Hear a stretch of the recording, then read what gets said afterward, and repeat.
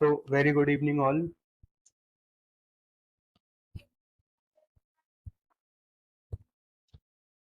कल की क्लास में हमने डिस्कस किया था जो मेन पॉइंट्स थे हमारे, वो हमने डिस्कस किए थे सीपीयू के बारे में, मेमोरी के बारे में। कल हमने यूनिट्स ऑफ मेमोरी देखे थे। कल आपको समझ में भी आया होगा यूनिट्स ऑफ मेमोरी क्या थे।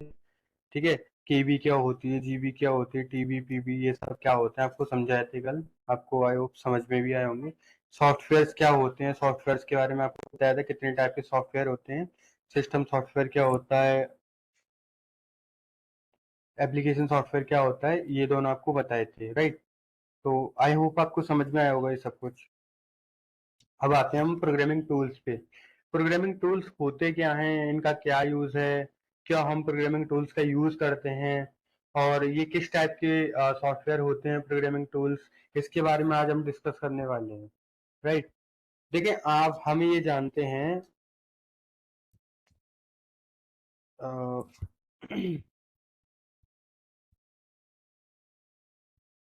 आवाज आ रही है सर आपकी। जी,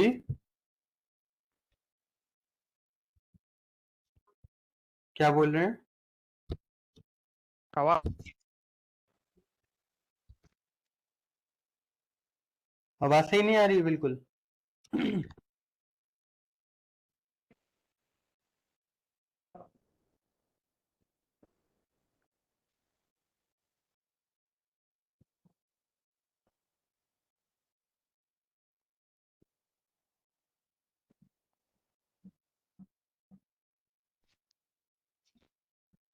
क्लियर नहीं आ रही आवाज,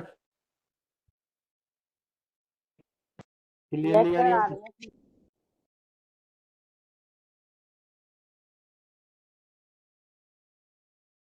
कि हम क्लास को स्टार्ट।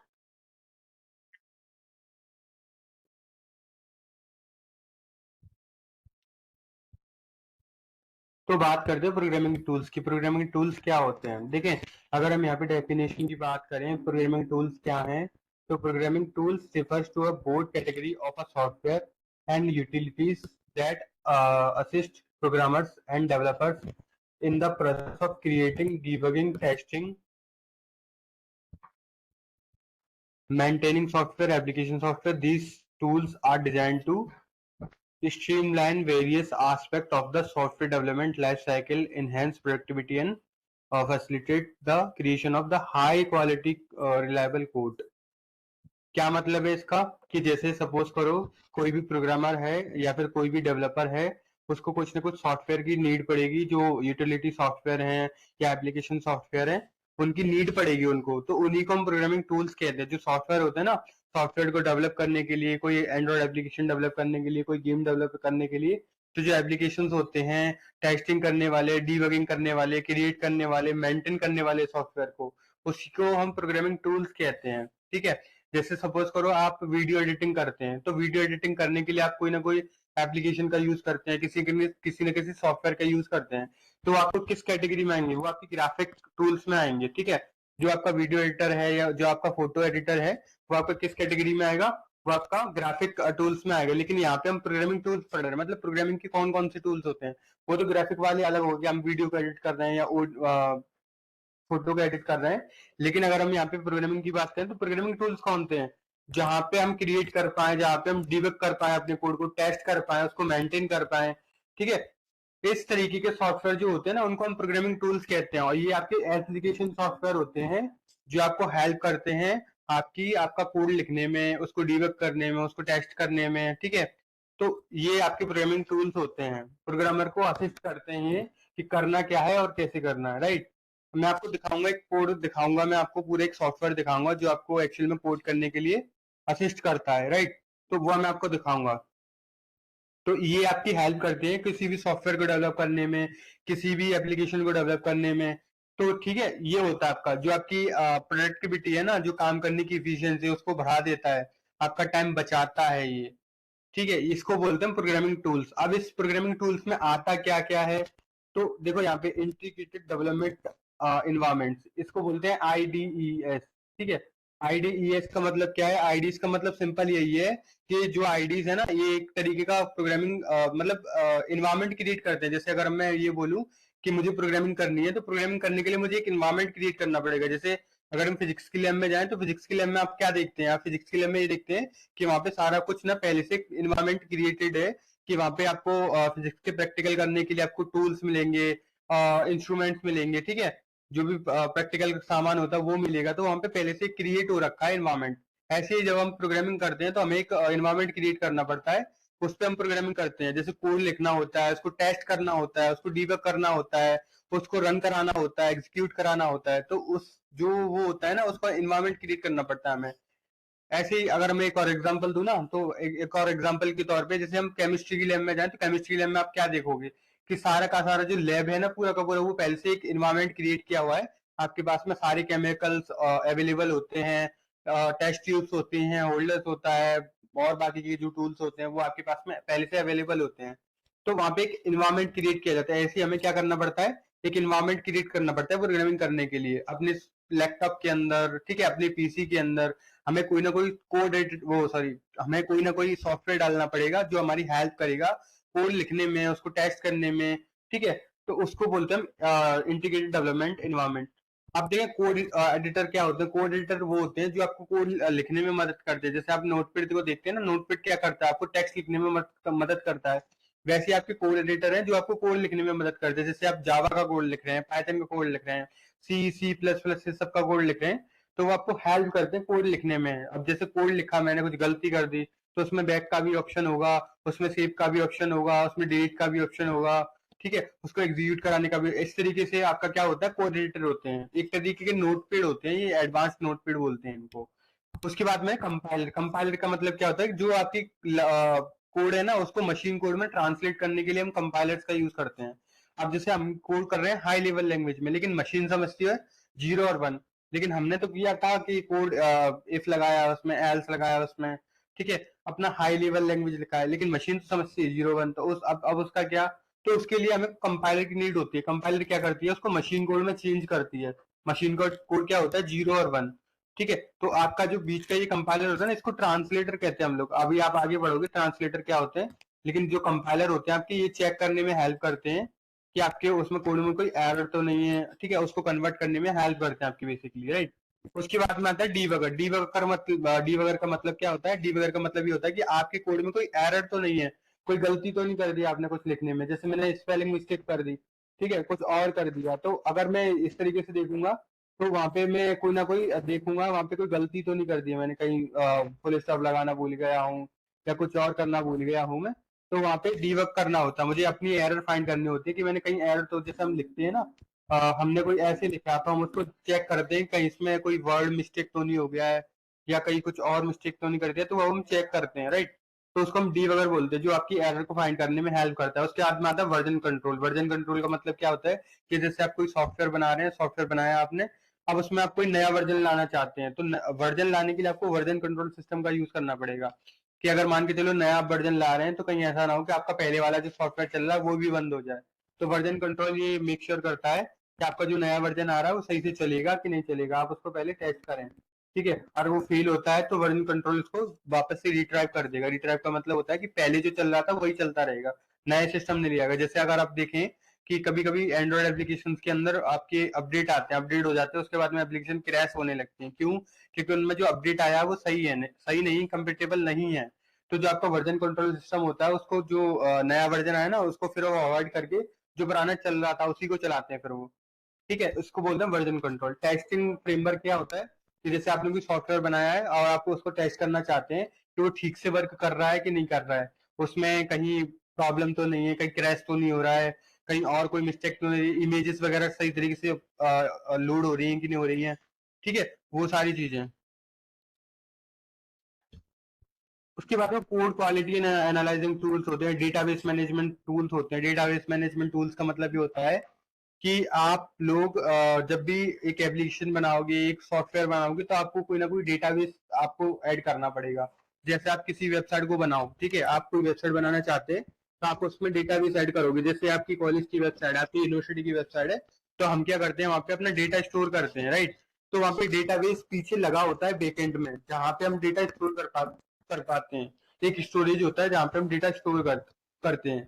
तो जो डेटा मैनेजमेंट जो टूल्स होते हैं, वो जो डेटा मैनेजमेंट टूल्स है ना, वो एक तरीके से सॉफ्टवेयर होते हैं आपके, जो डेटा को स्टोर कराने में हेल्प करते हैं आपकी इंटरनेट के ऊपर, राइट।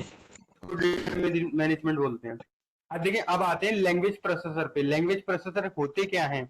अब देखो, एक एक चीज आपने पढ़ी होगी कि आपने जैसे गूगल ट्रांसलेटर का यूज किया हो, माइक्रोसॉफ्ट उसका यूज किया हो, राइट। तो आपने इस तरीके से ट्रांसलेटर्स का यूज किया है। ऐसे ही आपके लैंग्वेज ट्रांसलेटर होते हैं, जिनको हम लैंग्वेज प्रोसेसर भी बोलते हैं। अब ये लैंग्वेज ट्रांसलेटर या लैंग्वेज प्रोसेसर होते क्या है कि जैसे मैंने आपको बताया, हाई लेवल को लो लेवल में कन्वर्ट करने का काम करते हैं, मशीन कोड में कन्वर्ट करने का काम करते हैं, कि आपने जैसे आप प्रोग्रामिंग की है तो उसको 0 1 में वो कन्वर्ट कर पाए, राइट। तो वो आपके होते हैं आपके लैंग्वेज प्रोसेसर, मतलब एक लैंग्वेज को दूसरी लैंग्वेज में कन्वर्ट करना। मतलब क्या है कि हाई लेवल लैंग्वेज को बिल्कुल मशीन कोड में चेंज करना, मतलब 0 1 की फॉर्म में चेंज करना। जैसे हम हिंदी जानते हैं तो हम इंग्लिश में ट्रांसलेट करना चाहते हैं, उर्दू में ट्रांसलेट करना चाहते हैं, संस्कृत में ट्रांसलेट करना चाहते हैं। तो इसलिए इस तरीके से जो ट्रांसलेशन होता है ना, वही आपका लैंग्वेज प्रोसेसर होता है। वो मशीन के लिए होता है कि आप किस लैंग्वेज में उसको प्रोसेस करना चाहते हैं, ठीक है। आपने जावा का कोड लिखा है तो मशीन उसको समझने के लिए पहले क्या करेगी, मशीन कोड में चेंज करेगी, तब जाके अब मशीन जो है ना उसको समझ पाएगी, ठीक है। ये आपके क्या होते हैं, लैंग्वेज प्रोसेसर होते हैं। अब इसमें कंपाइलर आता है, इंटरप्रेटर आता है। कंपाइलर क्या होता है, इंटरप्रेटर क्या होता है? कंपाइलर होता है आपका जो आपके पूरे होल कोड को, मतलब एक जो आपका कोड लिखा है ना पूरा का पूरा, उस कोड को पूरे के पूरे को एक बार में आपका ट्रांसलेट कर देती है मशीन कोड में। जैसे अगर मेरे पास में टेक्स्ट लिखा है पूरा का पूरा, जो भी टेक्स्ट लिखा है ना सामने आपके जो दिख रहा है, हम इस पूरे को सिलेक्ट करूं और पूरे को सिलेक्ट कर दूं हिंदी में, तो ये क्या हो गया, मेरा कंपाइलर हो गया एक तरीके से। और अगर मैं इंटरप्रेटर की बात करूं, तो इंटरप्रेटर आपका होता है कि आप लाइन बाय लाइन उसको क्या करोगे, ट्रांसलेट करोगे। जैसे मैंने एक लाइन लिखी है तो वो पहले उसको एक लाइन को ट्रांसलेट करेगा, फिर दूसरी लाइन को ट्रांसलेट करेगा, फिर तीसरी लाइन। वो पूरी कोड को ट्रांसलेट नहीं करता है, वो लाइन बाय लाइन ट्रांसलेट करता है, उसको बोलते हैं इंटरप्रेटर, ठीक है।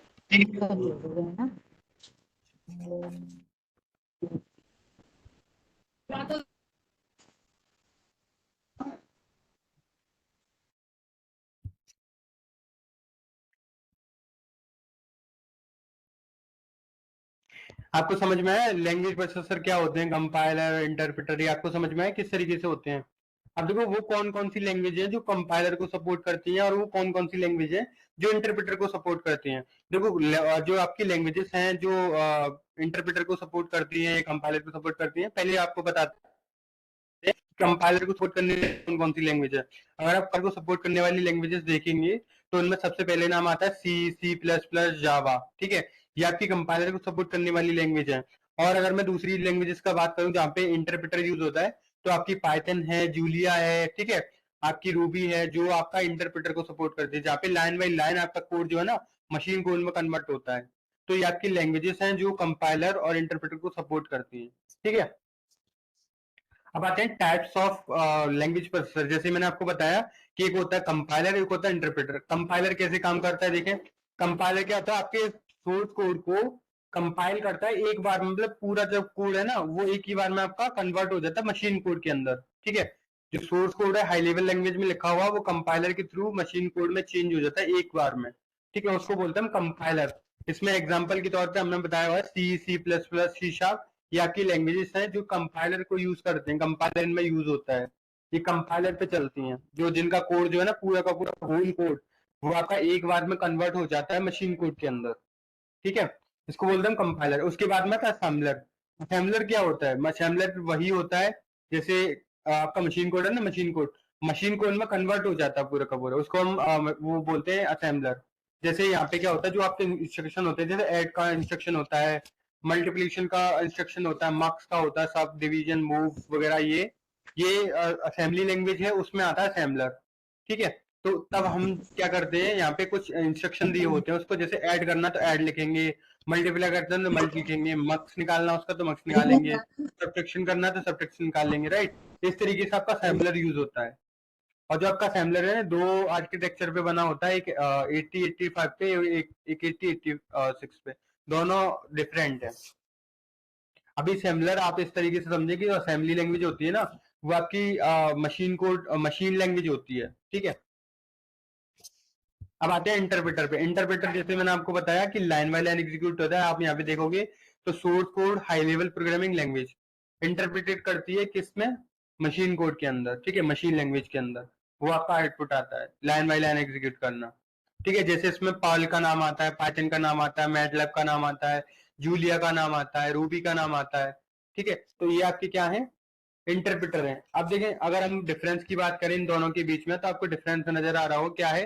A compiler is a program that converts the entire source code of a programming language into executable machine code of a CPU, ठीक है। जैसे मैंने आपको बताया कि पूरा का पूरा जो कोड है वो एक बार में कंपाइल हो जाता है, ट्रांसलेट हो जाता है मशीन कोड के अंदर, ठीक है। ऐसे इंटरप्रेटर होता है, इंटरप्रेटर क्या करता है, an interpreter takes a source code and runs it line by translating each line as it comes to it, ठीक है।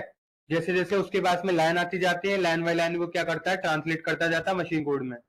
तो ये आपका क्या होता है, इंटरप्रेटर होता है। The compiler takes a large amount of time to analyse the entire source code but the overall execution time of the program is comparatively faster. एक जो कंपाइलर होते हैं ना, ये कंपाइलर आपका टाइम बचाते हैं, क्यों, क्योंकि एक बार में ट्रांसलेट कर देते हैं। लेकिन आपका जो इंटरप्रेटर होता है वो हर लाइन को ट्रांसलेट करेगा तो उसमें टाइम लगता है हमें, ठीक है। तो कंपाइलर और इंटरप्रेटर में थोड़ा डिफरेंस होता है। उसके बाद में आता है the compiler generates the error message only after scanning the whole program, so debugging is comparatively hard as the error can be represent anywhere in the program। तो जो आपके कंपाइलर होते हैं ना उनमें जो जब वो ट्रांसलेट करता है पूरे कोड को तो वो ये नहीं बता पाते कि इसमें एरर कहाँ है, ठीक है। हमें नहीं पता पड़ पाता क्योंकि वो पूरे सोर्स कोड को क्या करता है, एग्जीक्यूट करता है, मशीन कोड में चेंज करता है, तो हमें नहीं पता पड़ पाता। लेकिन उसके अंदर क्या होता है, उसके अंदर इंटरप्रेटर के अंदर वो लाइन वाला लाइन एग्जीक्यूट करता है, तो हमें पता चलता रहता है कि हर लाइन का जो है ना वो सही एग्जीक्यूशन हो रहा है कि नहीं हो रहा है, उसमें कोई एरर आ रही है कि नहीं आ रही है। तो हमें वह लाइन बाय लाइन पता चलता रहता है, राइट। तो यही है, the compiler requires a lot of memory of generates object code, ठीक है। यहाँ पे क्या होता है, जो कंपाइलर होते हैं वो उनको मेमोरी ज्यादा नीड होती है, लेकिन यहाँ पे ऐसा कुछ नहीं है इंटरप्रेटर के अंदर। जनरेट्स इमीडिएटली ऑब्जेक्ट कोड, ये जल्दी से जो है ना आपका इमीडिएट कोड जनरेट कर देता है ऑब्जेक्ट कोड को, मतलब मशीन कोड में चेंज कर देता है। लेकिन यहाँ इमीडिएट नहीं होता, इमीडिएटली क्यों नहीं होता कि लाइन बाय लाइन एग्जीक्यूट होने में टाइम लगता है। सिक्योरिटी पर्पस के लिए कंपाइलर बहुत यूजफुल होता है, लेकिन कंपाइलर में ऐसा कुछ नहीं है कि अगली लाइन अगर मैंने चेंज कर दी तो मैं कुछ नहीं कर पाऊंगा वहां पे, ठीक है। फॉर एग्जाम्पल पे C plus plus C sharp ये आपकी कंपाइलर लैंग्वेज है। और अगर मैं इंटरप्रेटर की बात करूं, इंटरप्रेटर में क्या आता है आपका, पाइथन, पर्ल, जावास्क्रिप्ट और रूबी, ये आपकी लैंग्वेजेस हैं जो इंटरप्रेटर और कंपाइलर को सपोर्ट करती हैं, ठीक है। अब हमें ये बताओ कि कंपाइलर आपको समझ, ये लैंग्वेज प्रोसेसर आपको समझ में आए, ये जो लैंग्वेज प्रोसेसर आपको बताए गए हैं, और प्रोग्रामिंग टूल्स आपको समझ में आए।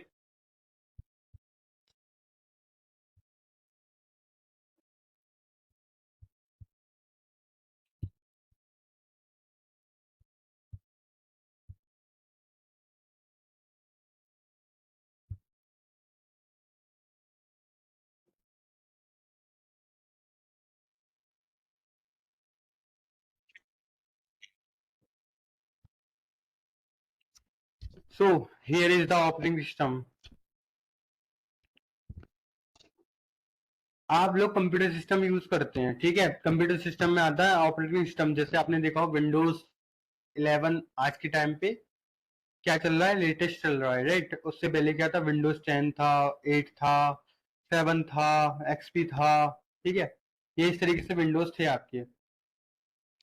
ये आपके एक्चुअली में जो विंडोज होते हैं ना, ये एक ऑपरेटिंग सिस्टम होता है। ऑपरेटिंग सिस्टम क्या होता है, देखो अगर हम ऑपरेटिंग सिस्टम को एक बार में आपको समझाए ना, तो आप कुछ एग्जांपल लेके ऐसे समझे कि एक जैसे देश होता है ना, देश, तो देश को चलाने के लिए गवर्नमेंट की नीड होती है, ऐसे ही कंप्यूटर सिस्टम को चलाने के लिए हमें ऑपरेटिंग सिस्टम की नीड होती है। अब जो आपका कंप्यूटर सिस्टम है जहाँ पे आपकी रैम यूज हो रही है, आपका सीपीयू यूज हो रहा है, ठीक है, आपकी ग्राफिक यूज हो रही है, आपकी हार्ड डिस्क यूज हो रही है, आपकी पावर यूज हो रही है, तो इन सबको मैनेज करने के लिए, ठीक है, जितने भी रिसोर्सेस हमारे पास में, इन सबको मैनेज करने के लिए हमें एक ऑपरेटिंग सिस्टम की नीड होती है। वो ये बताता है कि सीपीयू कब कैसे काम करेगा, रैम कब कैसे काम करेगी, डेटा कहाँ कैसे स्टोर होगा, ये सारी जो चीजें है ना, ये एक ऑपरेटिंग सिस्टम को हैंडल करना होती है। जैसे एक देश को चलाने के लिए एक गवर्नमेंट डिसीजन लेती है, उसी तरीके से एक ऑपरेटिंग सिस्टम जो है ना, ये कंप्यूटर सिस्टम को चलाने के लिए जो हार्डवेयर लगा हुआ है आपके पीसी के अंदर, उसको मैनेज करने के लिए रिसोर्सेज लगे हुए हैं, उनको मैनेज करने के लिए एक ऑपरेटिंग सिस्टम का यूज करते हैं हम लोग, ठीक है। जितने भी रिसोर्सेस होते हैं आपके, उनको हम क्या करते हैं, मैनेज करते हैं। ये आपका असल में ऑपरेटिंग सिस्टम होता है। एक ना सिंपल लैंग्वेज में, ठीक है।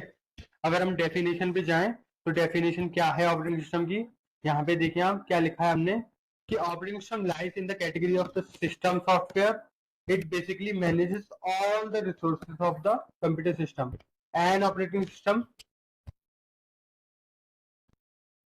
An operating system acts like a interface between the software and different parts of computer or the computer hardware। जैसे हमने आपको बताया कि आपका जो ऑपरेटिंग सिस्टम है वो क्या करता है, आपके जितने भी रिसोर्सेज है ना उनको मैनेज करने का काम करता है। आपकी रैम को मैनेज करने का काम करता है, आपकी सीपीयू को मैनेज करने का काम करता है, आपकी हार्ड डिस्क को मैनेज करने का काम करता है। तो ये सारी चीजें मैनेज करने के लिए हमें एक ऑपरेटिंग सिस्टम की नीड होती है कि कब किसको कैसा काम करना है, ठीक है, कितना काम करना है, कितनी पावर सप्लाई जाना चाहिए, कितना डेटा जाना चाहिए, कितना आउटपुट आना चाहिए। तो इस सबको मैनेज करने के लिए एक ऑपरेटिंग सिस्टम की नीड होती है, उसको कहते हैं हम असल में ऑपरेटिंग सिस्टम। ऑपरेटिंग वर्ड पे ध्यान देना, ऑपरेटिंग, ऑपरेटिंग का मतलब क्या होता है, मैनेज करने वाला, ठीक है। सिस्टम मतलब आपको पता है, समझ में आया ऑपरेटिंग सिस्टम क्या होता है, समझ में आया आपको ऑपरेटिंग सिस्टम क्या होता है, बहुत सिंपल। Yes, sir. जैसे गवर्नमेंट होती है, Yes. करती है, वैसे ही आपका ऑपरेटिंग सिस्टम है जो कंप्यूटर सिस्टम को मैनेज करने का काम करता है। उसमें आपके हार्डवेयर भी आते हैं, सॉफ्टवेयर भी आते हैं। आपका ऑपरेटिंग सिस्टम एक सिस्टम सॉफ्टवेयर होता है जो आपको तो नहीं समझ में आने वाला, क्योंकि ये कंप्यूटर के लिए होता है, ठीक है। जो आप ऑपरेटिंग सिस्टम होता है ये कंप्यूटर के लिए होता है, आप इसको इजीली नहीं समझ सकते। अब जैसे ऑपरेटिंग सिस्टम का अगर हम एग्जांपल दें तो ऑपरेटिंग सिस्टम कौन कौन से होते हैं, जैसे विंडोज होता है आपका, लिनक्स होता है आपका, मैक होता है जो एप्पल में आता है, ठीक है। ये आपके ऑपरेटिंग सिस्टम के एग्जांपल्स हैं। अभी हम और बात करेंगे ऑपरेटिंग सिस्टम के बारे में, लेकिन फिलहाल ये क्या है, आपके ऑपरेटिंग सिस्टम के एग्जांपल्स हैं। और अगर हम एक और डेफिनेशन की बात करें तो जैसे हमने नीचे लिखा है ना, an operating system is a collection of software that manages computer hardware resources and provide common service for the computer program. Operating system is the most important type of system software in computer system, ठीक है। वही चीज है जो हमने आपको explain की। देखो क्या यूज करते हैं हम कंप्यूटर सिस्टम का, क्यों यूज करें, आपको अगर ये समझ आया होगा ऑपरेटिंग सिस्टम क्या होता है तो हम यूज क्यों करते हैं ऑपरेटिंग सिस्टम का, क्यों यूज करते हैं ऑपरेटिंग सिस्टम का हम।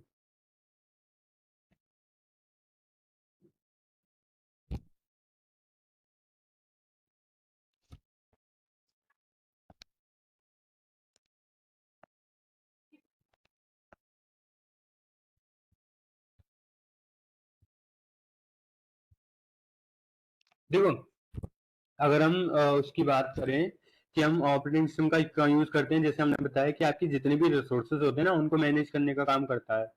अब सपोज करो क्या कर रहे हैं, जैसे मेरे पास में कंप्यूटर सिस्टम खुला हुआ है, अब इसमें आपकी क्लास भी चल रही है, मैं आपको पीपीटी भी शो कर रहा हूँ, मेरा व्हाट्सअप भी खुला हुआ है इसमें, मेरा टेलीग्राम भी खुला हुआ है इसमें, तो ये सारी चीजें आपकी एक साथ रन हो रही हैं।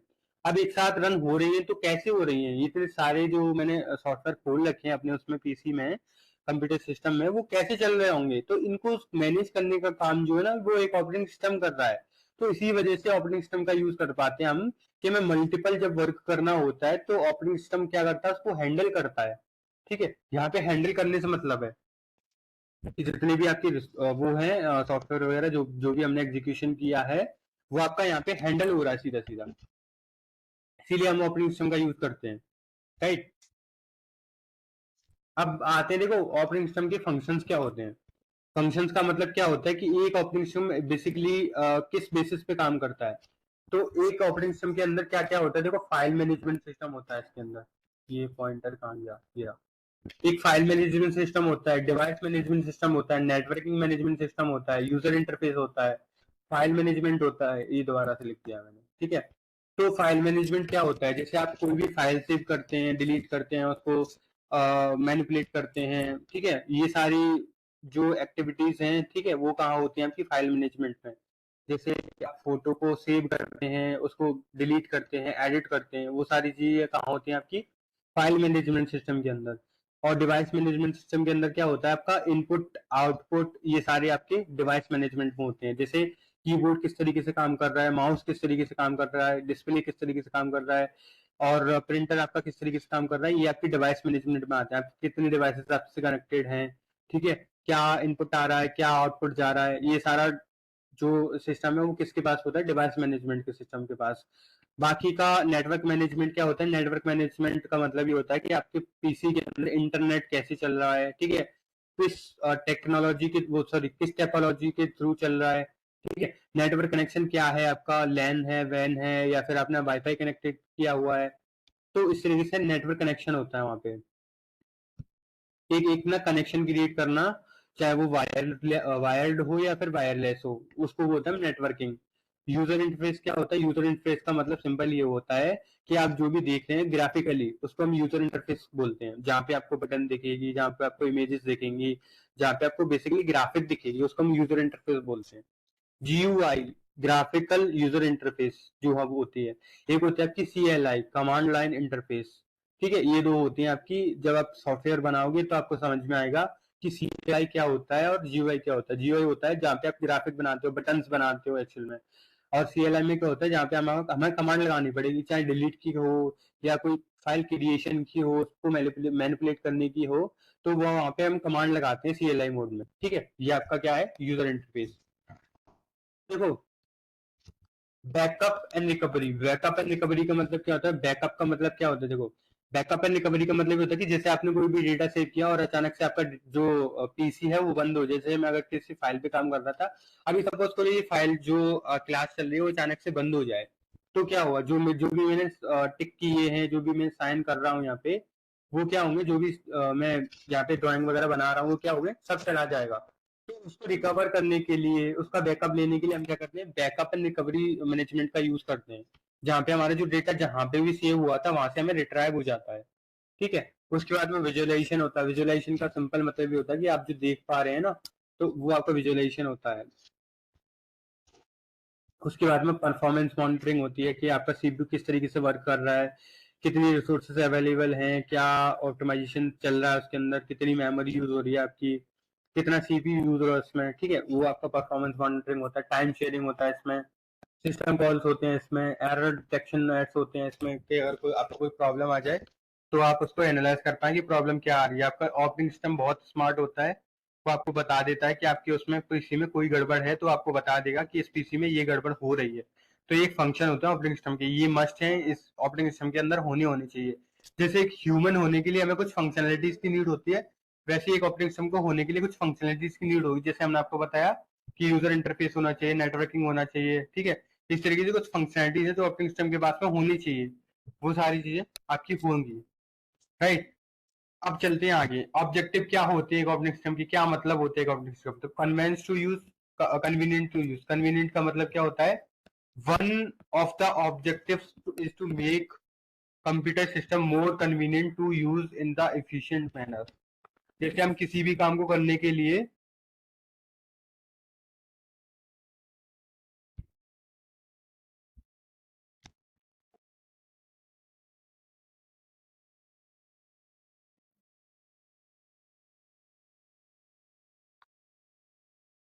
एक मिनट,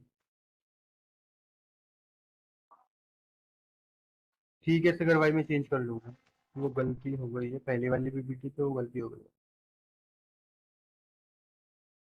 ठीक है चेंज कर दूंगा मैं इसको।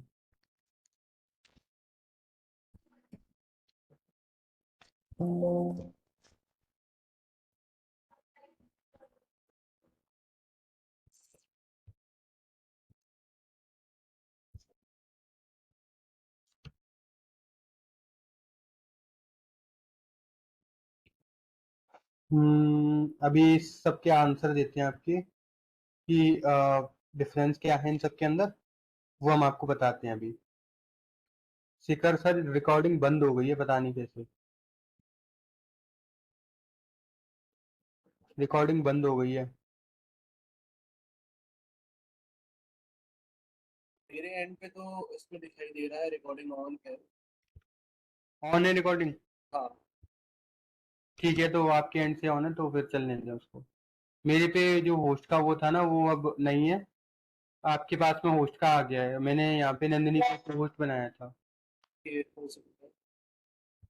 ठीक है, तो आप रिकॉर्डिंग को ऑफ कर दो फिर। होस्ट